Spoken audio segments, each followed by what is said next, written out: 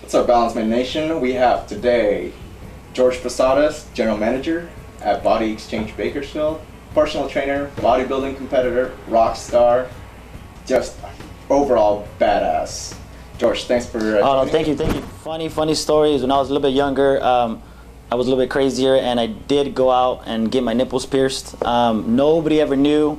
When I went home, I showed my mom, and she looked at me, she slapped me, and she said, "What are you doing?" I was like, "I'm 18 now," you know, so that happened. But prior to going home, I actually, when it happened, I got up and I felt lightheaded, so I almost passed out. So that's something that not everybody knows. So the quote that I live by is, "You reap what you sow." I learned that at an early age, that if you work hard at something, that eventually good will come out of it. And those are the two main things I live by, man. Trial and error, and basically you reap what you sow. Working at a gym was was not part of my plan. I graduated college, marketing degree, started working at a bank. After that, you know, I would help manage the accounts for some people that worked at this company. And, you know, they'd always ask me, come work for us. And I was like, I'm not gonna work at no gym, you know, because I'm in a suit and tie, my cubicle, AC, and cool, you know, and I never stepped foot at a body exchange before, never. So, you know, it was the type of thing where I drove by there once, and laws of attraction type of thing kicks into mine. I would drive by the Rosa location, one of the locations, and I was like, man, I wonder what it looks like in there. And I remember saying that to myself, and then a year later, I'm working in there, so it's kind of weird, you know. So my biggest thing on fitness is, man, you got to just be committed to it and have a goal, for sure, have a goal, and put your mindset on it. And then at the end of the day, man, if there shouldn't be no excuses, basically.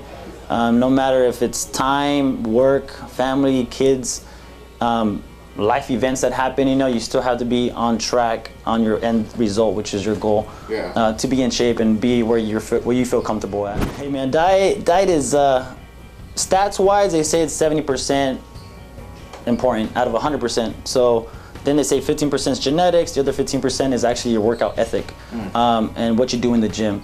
I strongly believe that nutrition is at a minimum 70%. I think it's probably in the 80 range, just because abs start at the grocery store. And after the grocery store, they start in the kitchen.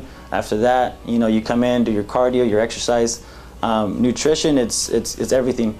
If me and you worked out every day together, and you're on a meal plan and a structured meal plan that it's calorie orientated. Sleep, minimum of 5 to 6 hours. Minimum would be 5 hours for sure. A good night's sleep would be six hours. 6 hours would be it. But you know, when you rest is when you recover, and that's when your muscles grow, and that's when everything grows. So without rest, you can't grow. So you don't want to overexert yourself at all. You know, you do want to have a couple rest days. You know, there's different types of training as well, where you could have, you know, you train 2 days in a row, take 1 day off, train 2-3 days in a row, take another day off. So you definitely want to have some rest time, you know, and don't overwork yourself, because then you burn yourself out. And then after that, you're not going to see any results, because you're not letting your body recuperate and recover, so that way it's ready for the next day.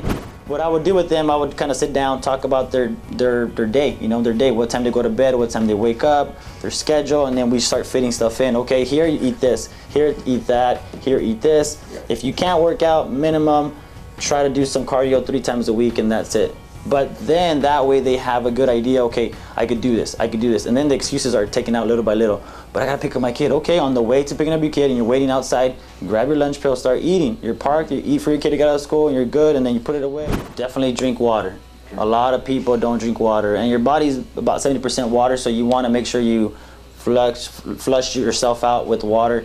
Drink water, work your metabolism, meaning that definitely eat your breakfast, you know, breakfast, then a snack, and then your lunch, and then a snack, and then dinner. At least have your 5 meals in a day. A bodybuilding competitor, again, it goes back to being focused, you know, on your goal. If they want to be a competitor, anybody could do it. I consider myself as an average person as well, and I tell everybody, if I could do it, you could do it. And it's just the mindset, you know, and having the guidance for sure, to teach you how to eat, to teach you to say no to that slice of pizza that's in front of you at a birthday party, or, you know, your buddies call you over, hey, we're having a barbecue, you're watching the fight, come on over.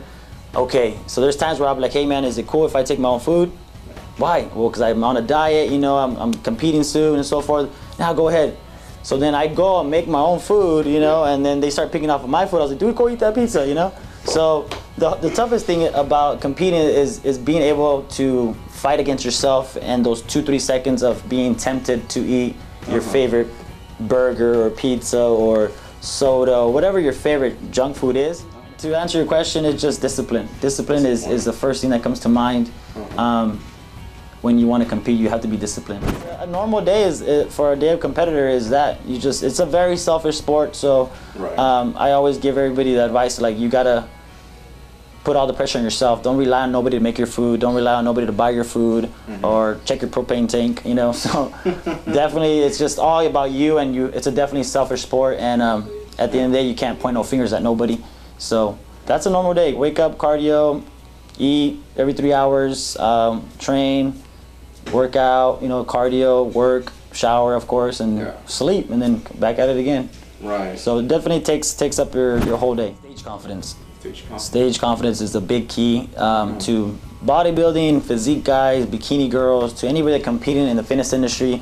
Your confidence in yourself and how you present your body and your physique, and how, you know, how you look on stage. Basically, if you look on stage, like, look at me, I'm a badass, I'm the best guy up here, I'm Goliath, I'm Arnold, you know, I'm the new era Arnold or whatever, and that's what you want to come up. You want to come up there confident, and you look at, because there's times where I'm backstage and I see some guys, I'm like, man, this guy looks good, and then vice versa, I get compliments back, like, hey man, you look really good, you do too, and then so then you don't want to psych yourself out that guy looks better, so you want to be always, you know, you definitely want to be big-headed and confident in yourself, because hey, you worked for 90 to 120 days back to back every single day, did not cheat, did not, unless the plan said to cheat, you know. But it just, stage confidence for sure. Preach on nutrition, man. Preach on nutrition, and food is your medicine, food is everything. So definitely I would just talk about nutrition, and then just that's the main thing I'll talk about for sure.